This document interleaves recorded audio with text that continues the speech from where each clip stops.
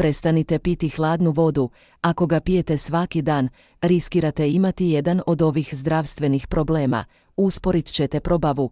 Hladna voda može usporiti proces probave, učvršćuje prehrambene masti, što vašem probavnom sustavu može otežati njihovu razgradnju, riskirate infekcije grla.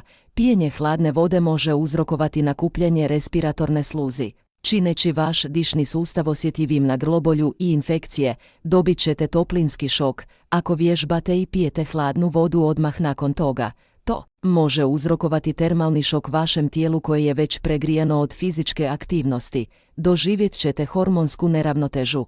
Tjelesnu temperaturu reguliraju hormoni. Pijenje hladne vode može uzrokovati hormonsku neravnotežu koja može dovesti do poremećaja raspoloženja ili probave.